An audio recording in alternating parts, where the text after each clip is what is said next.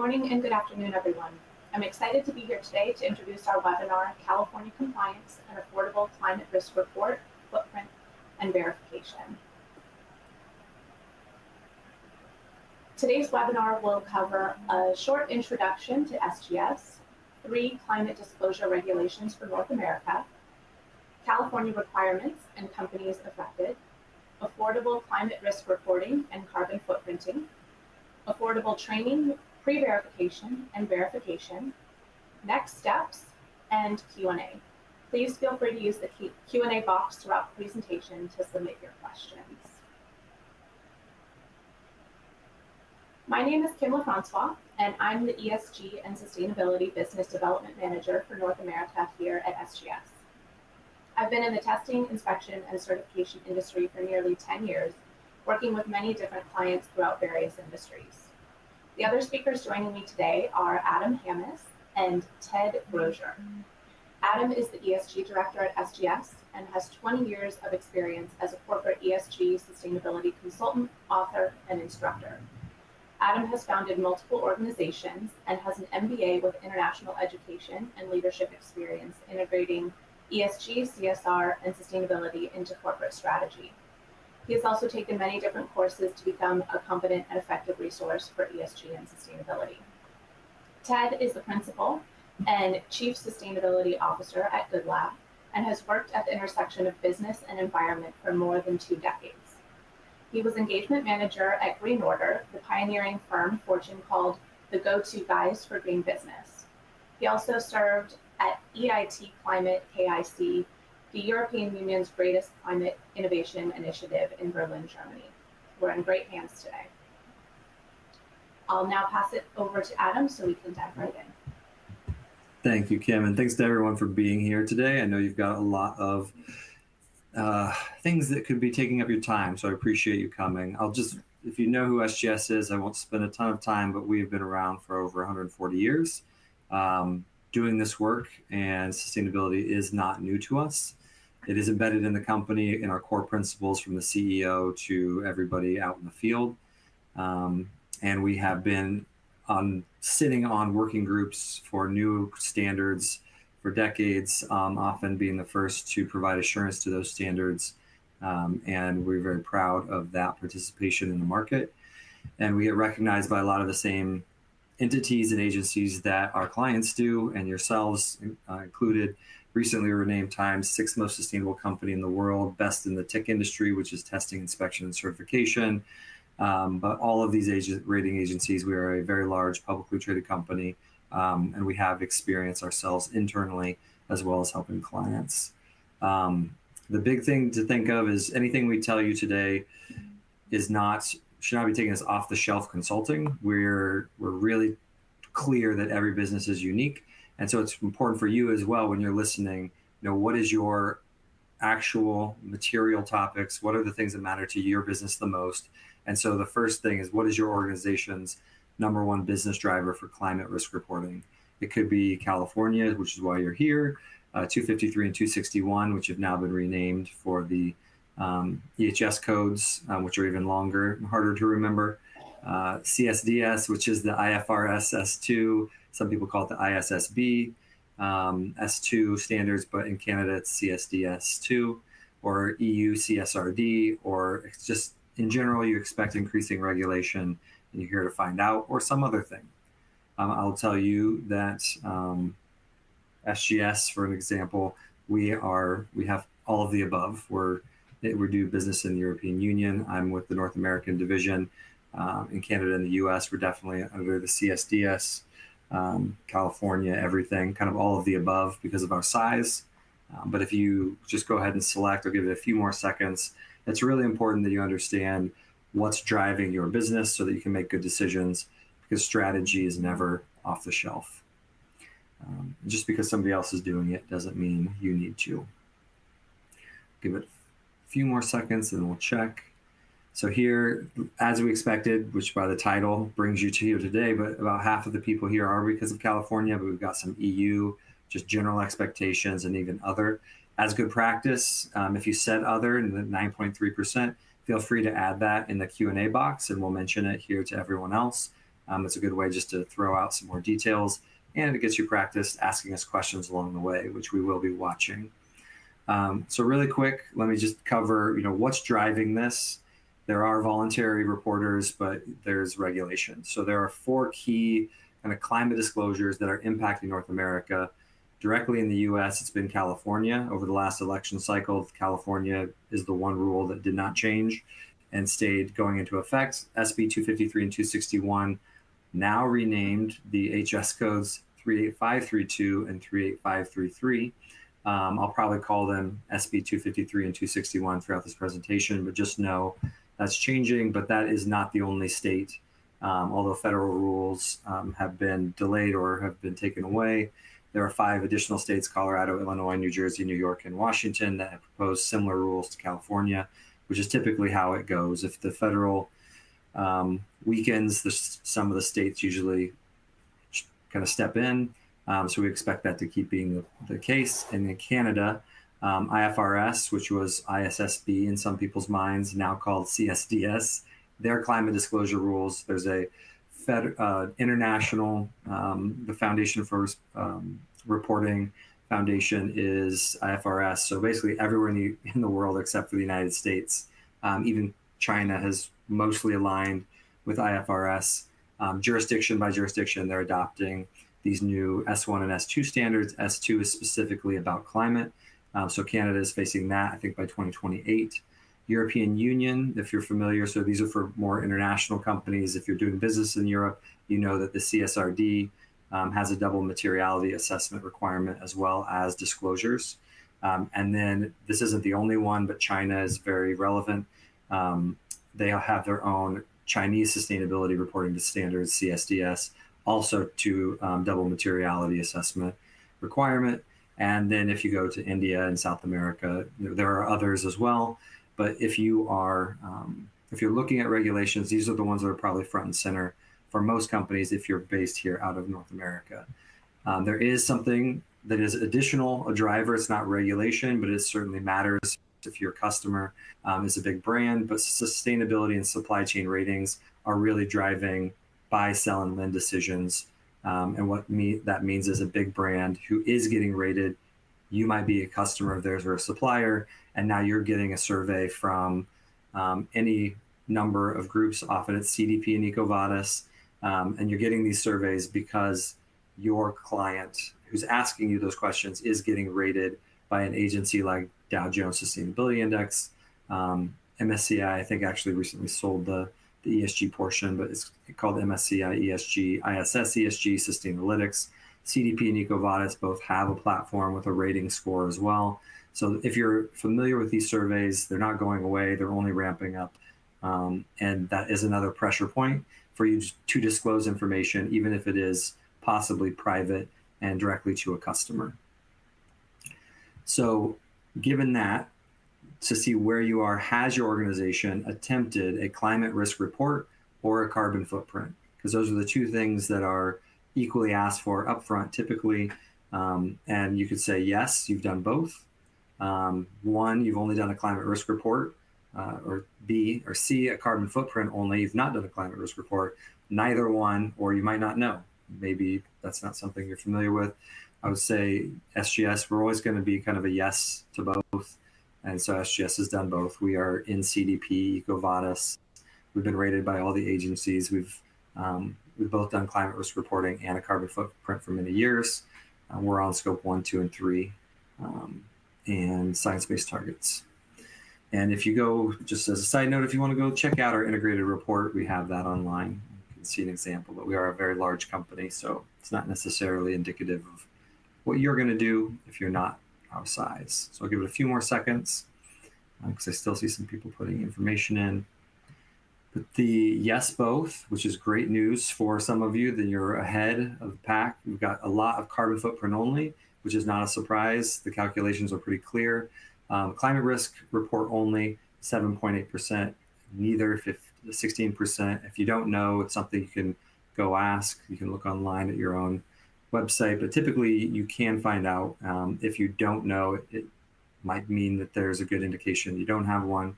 But climate risk reporting is It's a little less clear to some people. It's been around, we're kind of moving, we'll explain it later, the model and the standards for these climate risk reports.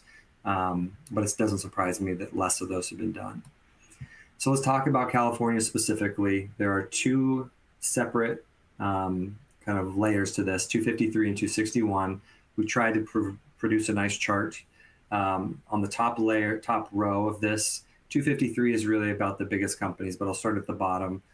When you hit that threshold of 500 million, and this is revenue for the company and doing business in California. So there were a lot of questions about that in the comment period. There still are a lot of questions. It is not, are you earning $500 million from your California business, or are you earning $500 million within? It is, does your business make $500 million in revenue per year, and are you doing business in California?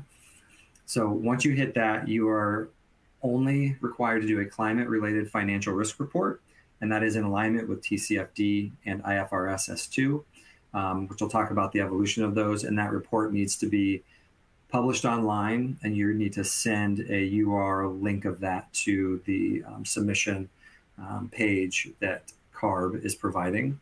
And so that's the initial requirement at that first threshold. And at the next threshold, if you're making $1 billion, if you're a larger company doing business in California, 253 is disclosing emissions data, and that is scope 1 and 2 at first. You do have to report it to the agency, CARB, and you have to have limited assurance on that data initially.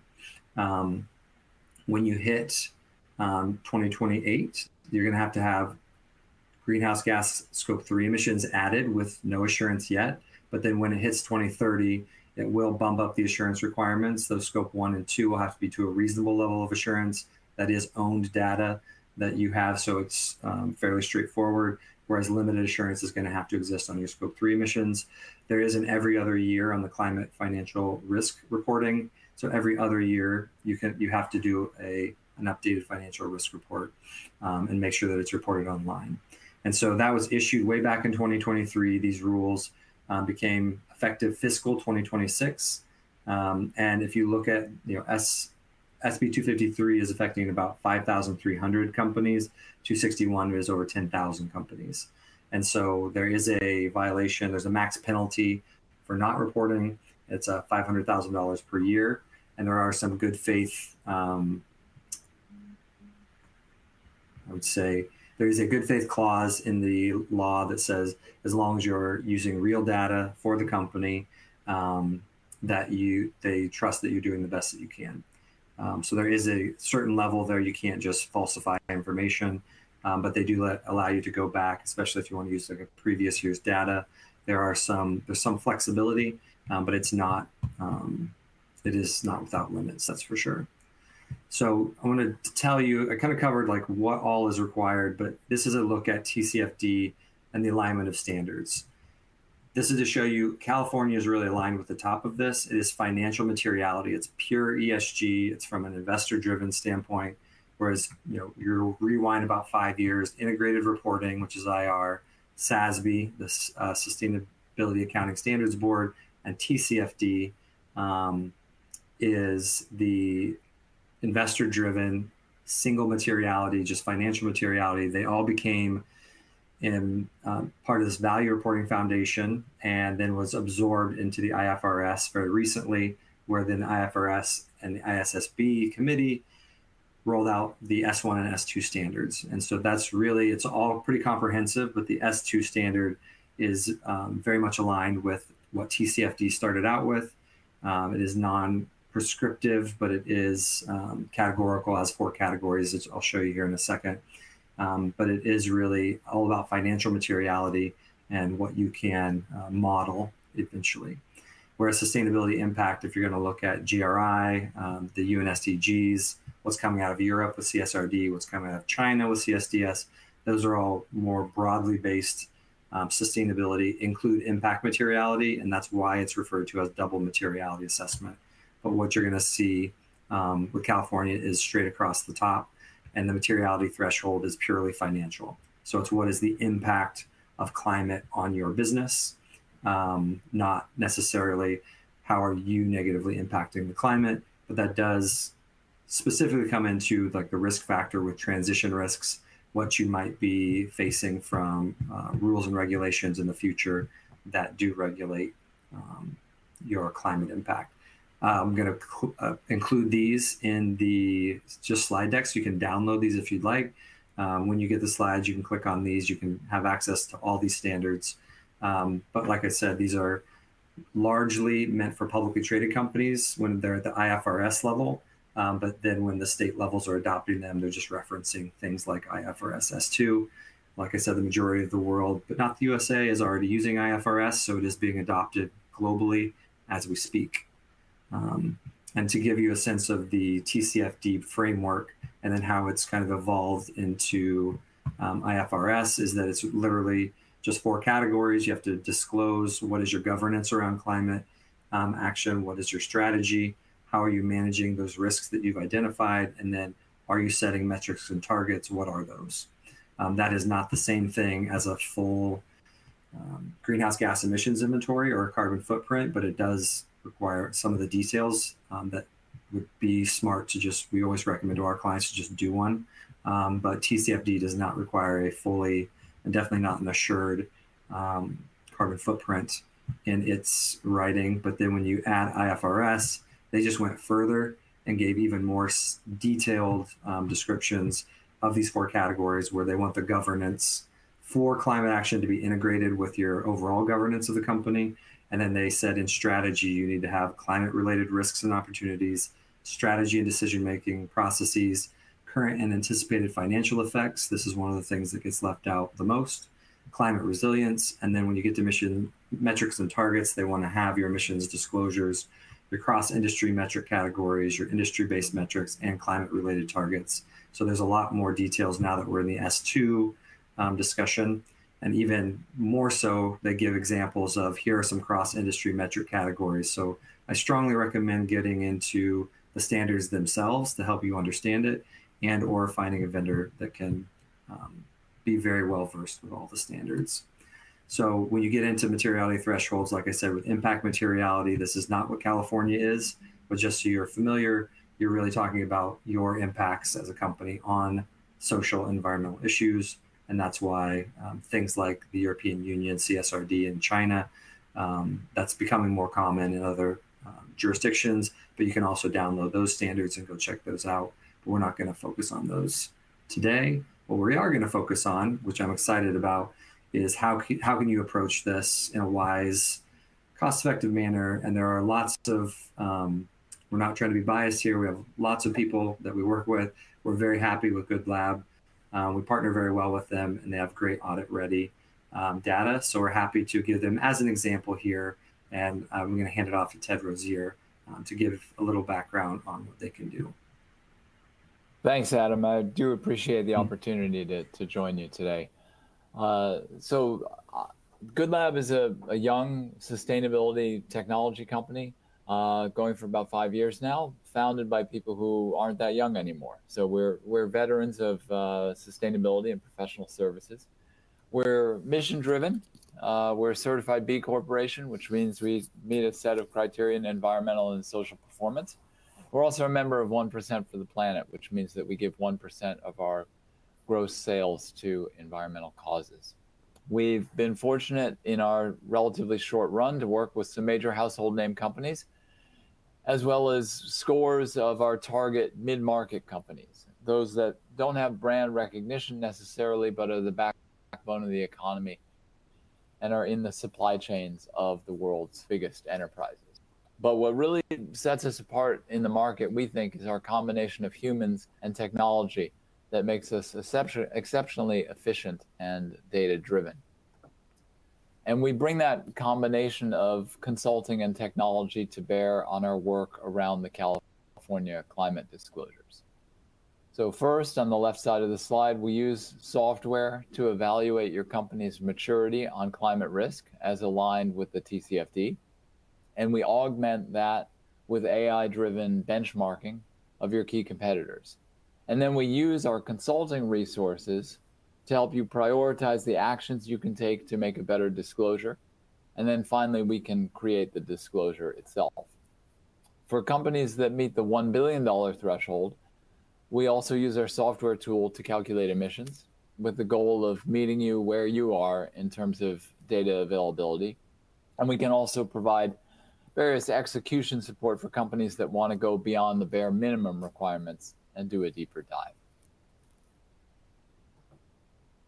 Here's an excerpt from our 37-question survey that can either be deployed individually or used as an interview guide in a group setting.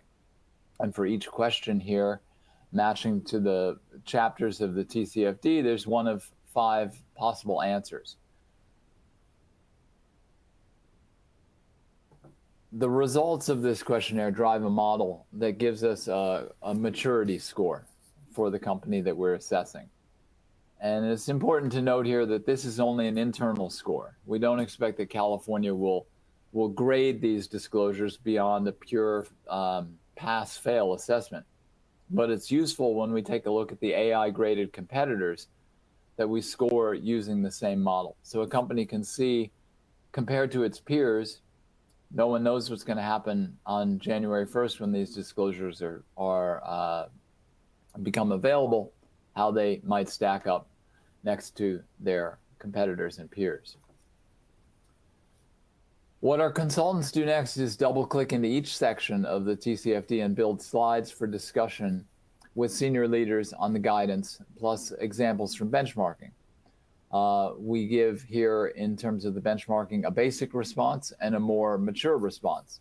And we use the customer's reaction to those examples as a guide for drafting the text, building a prioritized roadmap to create the strongest possible compliant response with the least amount of effort.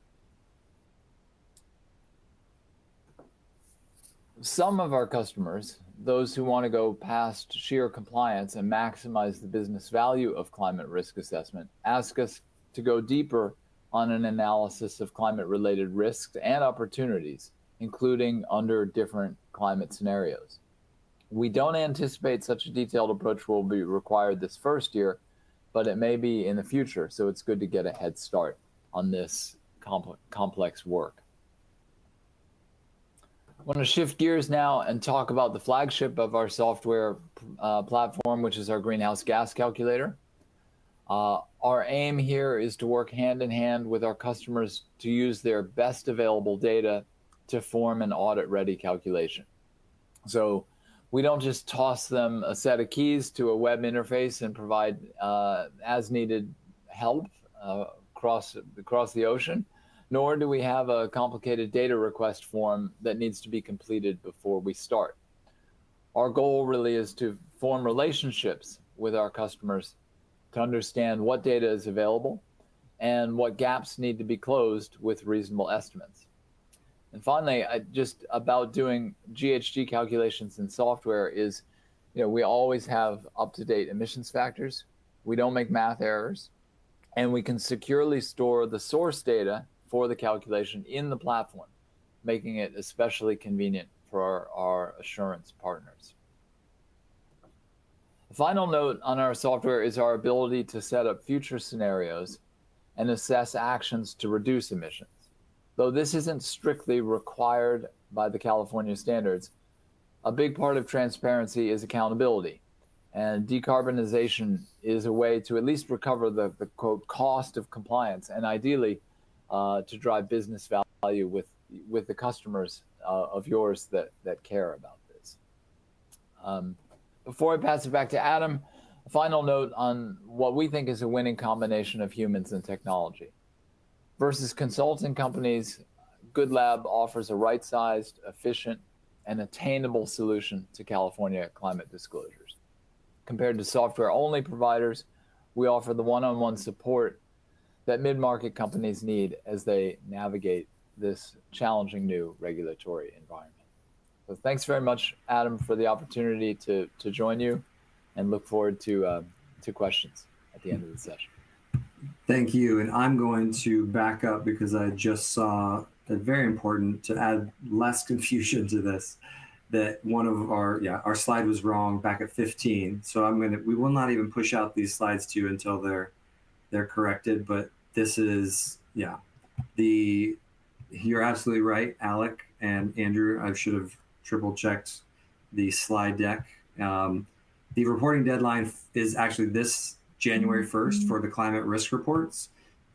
This is completely wrong. This is January 1st, 2026 is the climate risk report is due and submitted to the not only on your website, but on the portal that CARB will have, while the June 30th, 2026 is the SB 253's scope 1 and 2 reporting. I won't even leave that up for very long because I don't want to have the wrong information on there. But what I will do is before we email out these slides, that will be corrected. So absolutely didn't mean to add confusion, and we'll correct that. To give you a sense of Good.Lab, where they fit, which is where SGS typically bookends with great companies, is we do training and verification, and Good.Lab is in the middle doing climate risk reporting, carbon footprinting, decarbonization planning, and we are a third-party independent verifier of greenhouse gas data and other sustainability assurance. And what that means, if you're not familiar, is you can take courses from us.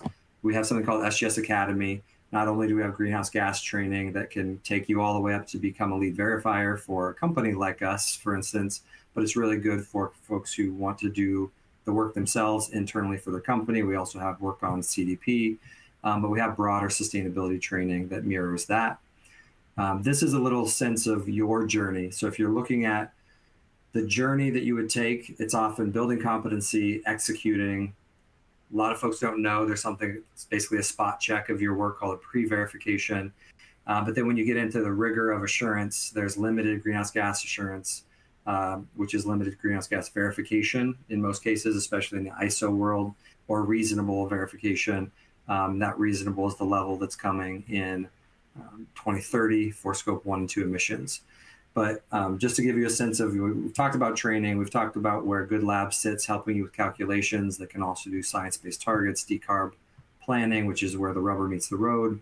A spot check is a pre-verification, so it's just a qualified second opinion before you do a verification. It's not as intense. There's a lot of benefits to doing it, but it's a simplified version of a full verification where you do still do some evidence gathering, but you will not have the final data.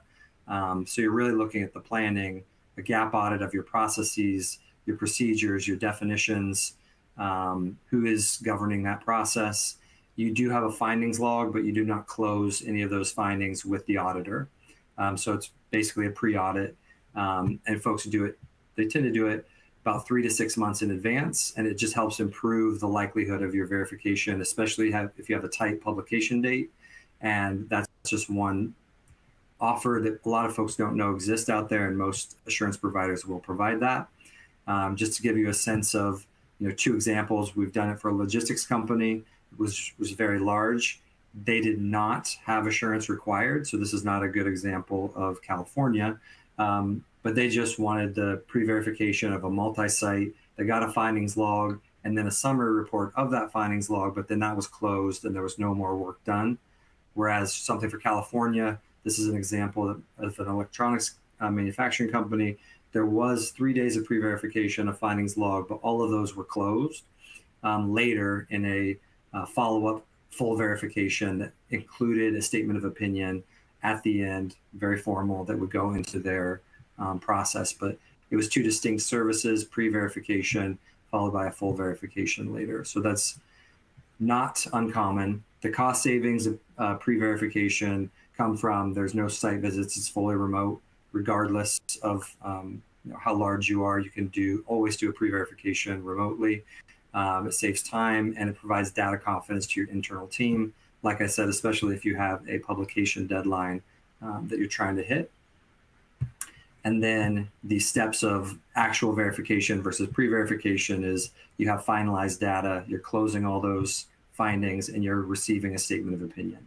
Now, a good indicator of actual, like the difference between limited versus reasonable assurance is down here in the audit sampling.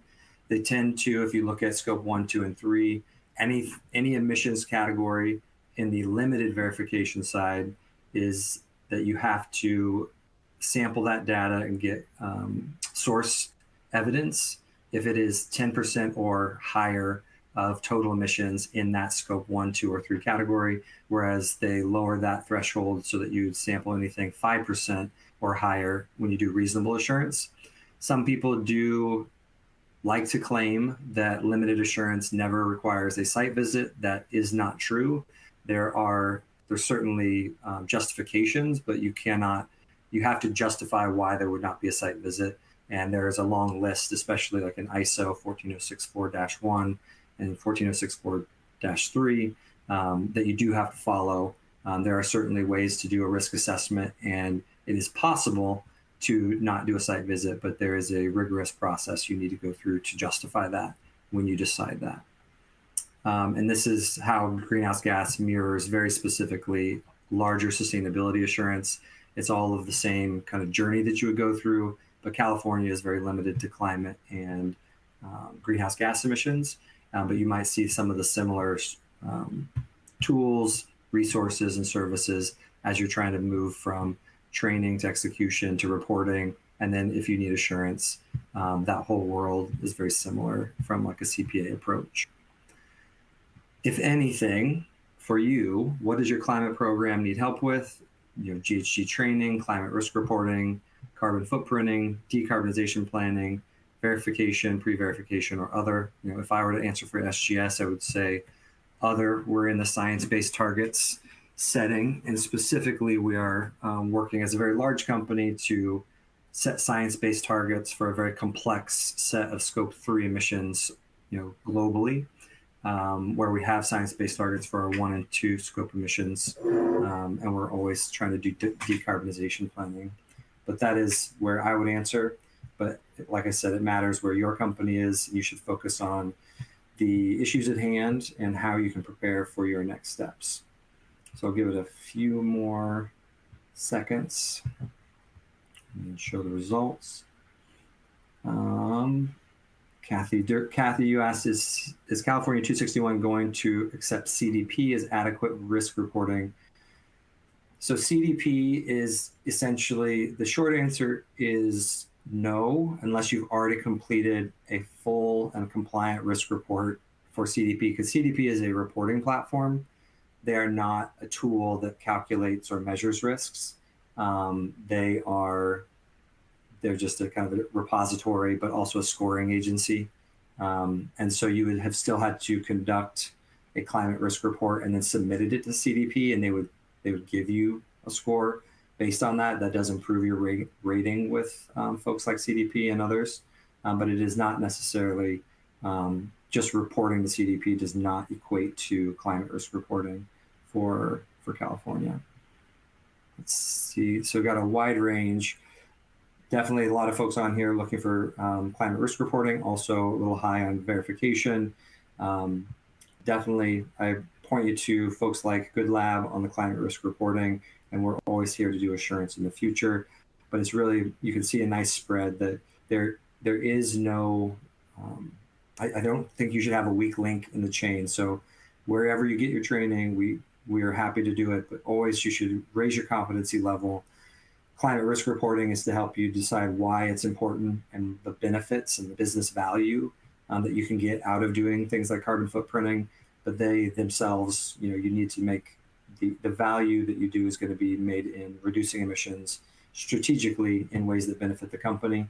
And the verification is just adding confidence to those for yourselves and for your stakeholders. So all of it's important, but focus on what you can do. I will say that we have a ton of content. Our YouTube channel, SGS North America, has, I think, over 200 videos now on dozens of topics, including sustainability and greenhouse gas. So you can always go there for more free information. And then there's still a lot of time left that we covered that you can have questions, and I'll go through a few of these. Holly, you asked, will we have access to the slides? Absolutely, but you'll have access to the corrected slides, and slide 15 will be true. Max says, how does Good.Lab identify climate-related risks to an organization's assets? Is this a climate modeling exercise? And I'll let Ted answer that. Sure, good question, Mac. Yes, certainly we can do that. We don't necessarily think that climate-related risks, identifying them is going to be a minimum requirement of California. We'll see. What the TCFD, which is one of the frameworks that they propose you can disclose on, just asks you to do is to describe how you're identifying climate-related risks, but it doesn't necessarily force you to disclose what those are to individual assets. We'll see. This is an ever-evolving piece of legislation, and we're going to learn more. I think the next deadline is October 14th. But we certainly can do that under different scenarios using some data that we have from the government to look at your exposure to assets, for sure. I see another question here from Kathy Derby. The question is, it's due on January 1st, but the portal doesn't open until January 1st. No, the public docket, as California is calling it, that allows you to identify where on your website, and this is a requirement, your climate risk disclosure is posted. You need to have a link on your website. That public docket opens December 1st. So no, you will not have to, New Year's Day, press the button to disclose. And Holly said, can the spot check be the same provider as the Sure?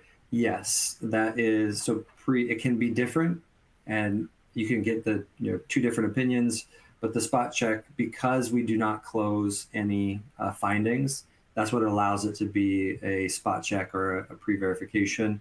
You would get into trouble with we would get into trouble with our accreditation bodies if we were closing findings and calling it not a verification. So the key is that we do not check your data and we do not close any findings.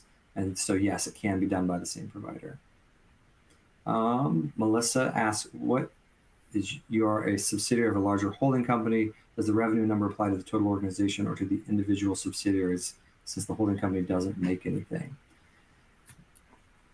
Ted, do you know about holding companies and individual subsidiaries? A little. I know that this is an ever-evolving piece of ever-evolving question that CARB is looking at. Their proposal is to use the system under their cap and trade system to cover subsidiaries and holding companies. I can tell you for certain that there is an option for a holding company to disclose on behalf of all its subsidiaries. As is proposed now, they're still accepting public comment, but the holding company can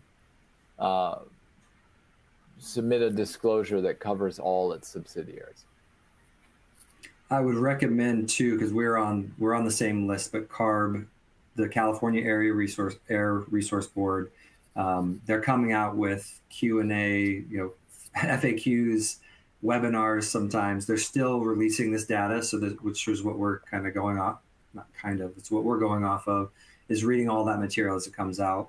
If you have a complex situation, we highly recommend that you do go sign up on their website. Do put in your email address, get the announcements from them so that you get the up-to-date information as quickly as we are. We just have to have our teams go through it, but it is, there are things that have not been decided yet. And in the next 3 months, we expect plenty more clarifications. Jenny says, go ahead. Well, I was just going to say, Adam, it's very interesting. According to statute, they were supposed to release all of this on July 1st, and now July 1st came and went. So we're still learning. But as I said, I think October 14th is the official date now for the proposed rulemaking. Even then, there's a public comment period, but October 14th should have all the T's crossed and the I's dotted. At least as a preliminary rulemaking. And Jenny asked, will SB 261 require assurance or spot checking of our GHG inventory? So I want to be, just to make sure I'm clear. So SB 253 is the larger threshold that you have to have an inventory of actual scope 1, scope 2, and eventually scope 3. that is SB 253, and that does have an assurance requirement. That's the limited assurance, and then later it will become reasonable, but spot check is not required. That is a pre-verification or pre-assurance is just a benefit to if you have a tight deadline and you're not sure, especially if you've never done it before. It's your first baseline inventory. Those things, closing findings can take a while if you've never done it. But 261, SB 261, the climate risk reporting, there is no assurance requirement for that. You can provide assurance, you can review those, but there is no assurance requirement for the climate risk report, unless I'm totally off base, Ted. No, that's correct. Although the TCFD framework, the Task Force for Climate-Related Financial Disclosures, encourages companies to, in the metrics and targets section, publish their GHG inventory. It is not required by California. So TCFD encourages it. California does not require it. Sort of defeats the object for the $500 million companies having to do something that the $1 billion companies have to do. So that is not required. If you choose to do it, it can't hurt, but you do not have to get assurance for that.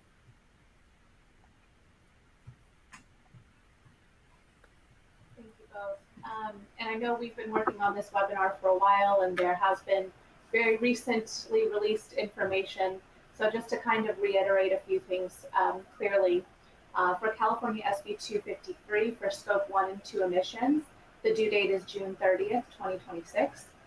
And then for California SB 261, climate risk reports are due January 1st, 2026. And the CARB docket, where those are submitted, opens on December 1st, 2025. So we'll go ahead and update those slides before we get them out. And again, we will be sharing these slides with everybody. We will be also sharing an on-demand version of the presentation. If you'd like to share it with anybody, please feel free to do so. A couple more questions have come in, and it looks like we have a few more minutes. So Adam and Ted, what if I have no operations in California and the only thing that triggers the obligation is sales there? If I stop sales in California, do I still have to report? Oh, interesting question. Well, the obligation is actually triggered by the prior fiscal year. So if you're selling any products in California in 2025, and then you choose to stop selling in 2026, you still have to report against the program that you're obligated to in 2026. Nonetheless, I'd recommend not doing that because California is the 4th or 5th largest economy in the world. And as Adam mentioned, a whole host of states, Colorado, Illinois, Washington, New York, and New Jersey, to name just a few, are proposing similar legislation. So as we've seen in the automotive space where California emissions requirements become the de facto national standard, we expect in time this disclosure requirement that California is putting forward will become essentially a national program as other states sign on. Good question. And Scott did write in, which I think Kim answered, but it's June 30th. For Scope 1 and 2 emissions reporting, it's June 30th of 2026, next year.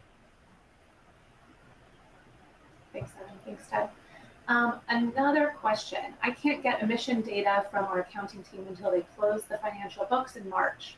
I'm concerned this won't leave enough time to do the calculations and get assurance by June 30th. What are your guys' thoughts on that?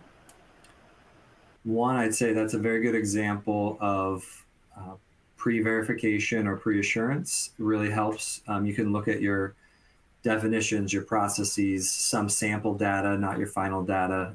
You can basically give yourself some confidence of your system and your calculation methods prior to that, so that when the numbers come in, and if you use the same, this is where using the same assurance provider in that case can speed things up, because if your auditor is the same one that did your pre-verification, they're going to be familiar. They can't just say, oh, I already did it back then. but they can look at the same information, just make sure it's the same information and the same system that they reviewed prior, and their familiarity with that pre-verification does speed up the process and make things faster when you have a tight publication or disclosure deadline.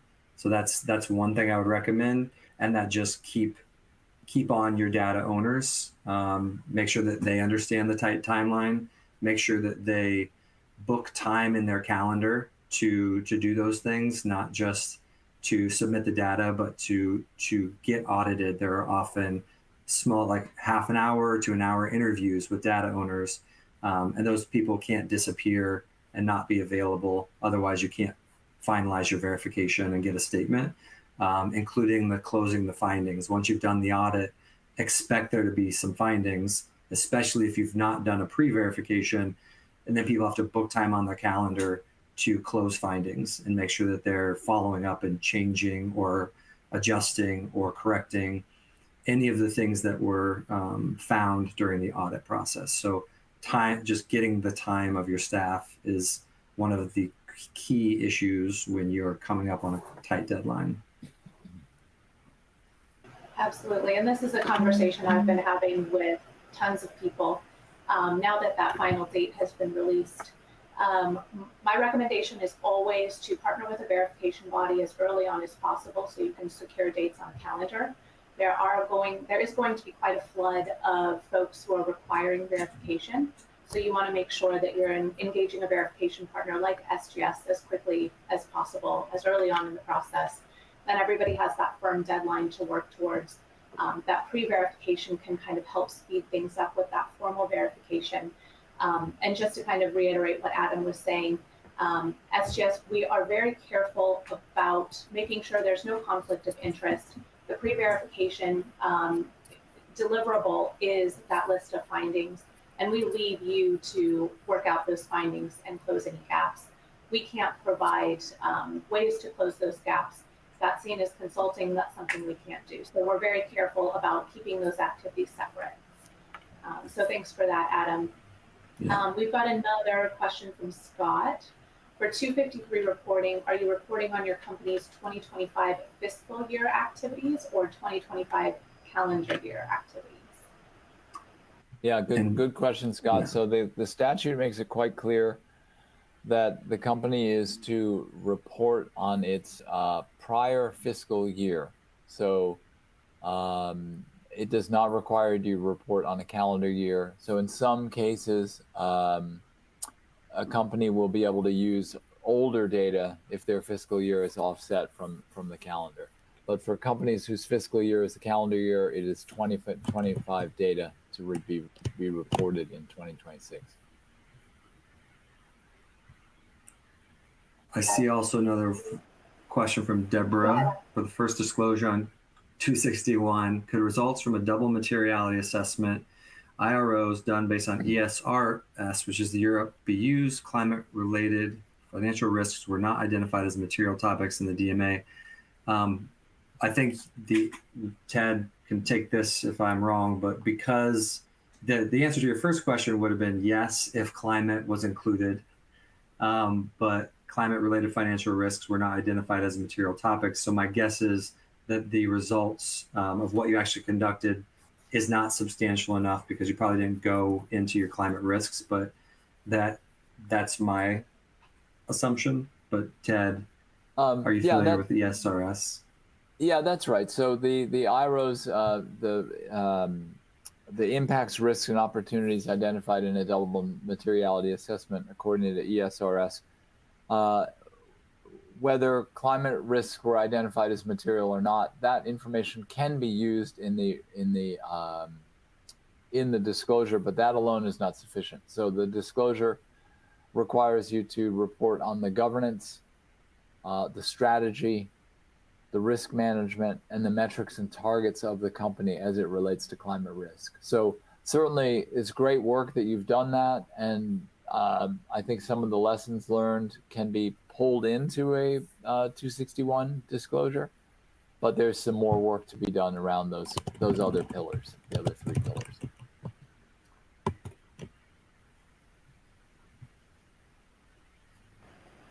Thanks, Kathy, Ted. you asked about timing.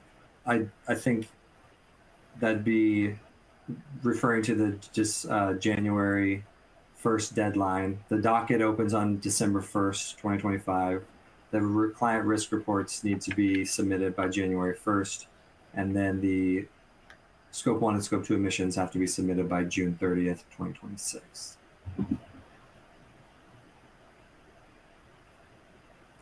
Thank you. We've got one more question. Feel free to keep submitting.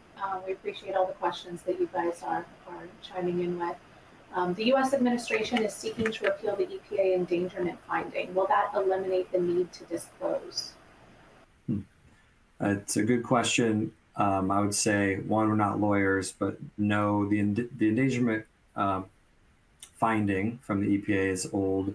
It was also upheld by the Supreme Court. So even if they do repeal it, it has to do with regulating, I would say performance is a good differentiator.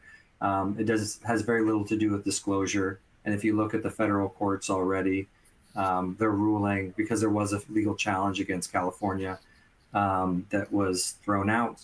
They just said that the data is disclosed. They're not making you do anything and perform. There's no judgment of performance, but it's disclosure basically to stakeholders, and it says that it was factual and non-controversial data.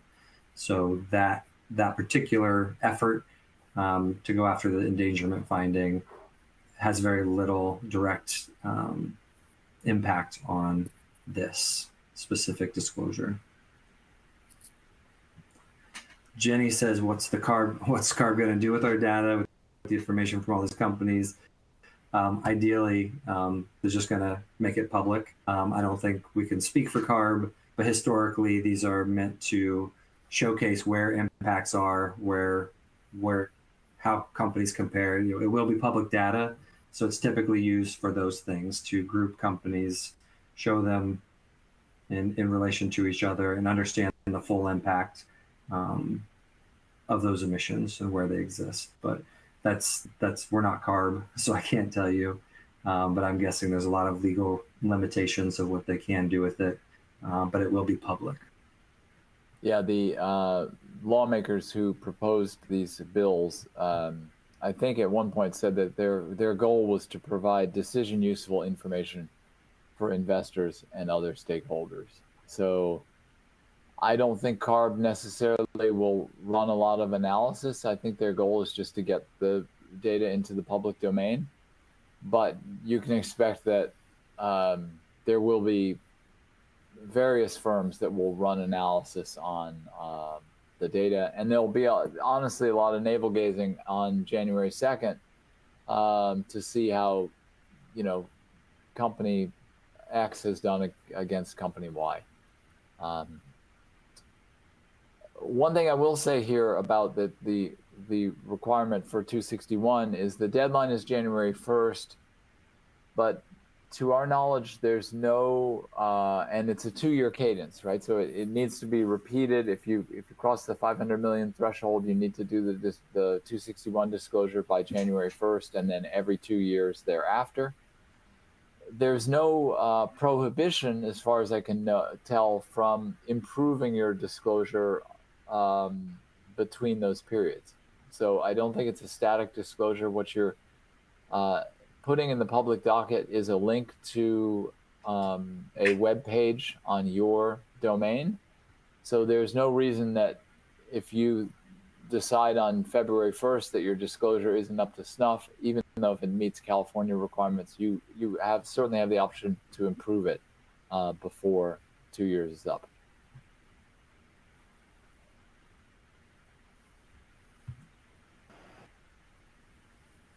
Well, we've got about 5 minutes if there's any other questions, but I really appreciate everyone with your questions. And yeah, they've been very good. We're happy to stay a few minutes more and answer.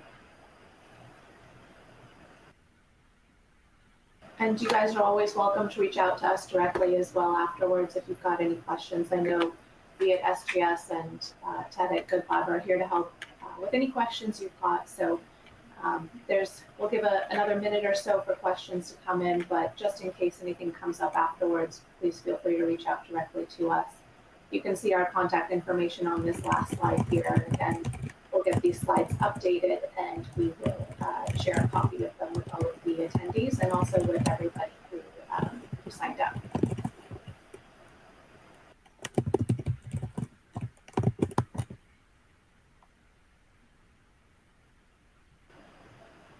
Okay, well, it looks like that covers everything for today. Again, please don't hesitate to reach out if you've got any additional questions. Thank you to Ted and Adam for all of this wonderful information. I know it has been changing, new information has been coming out.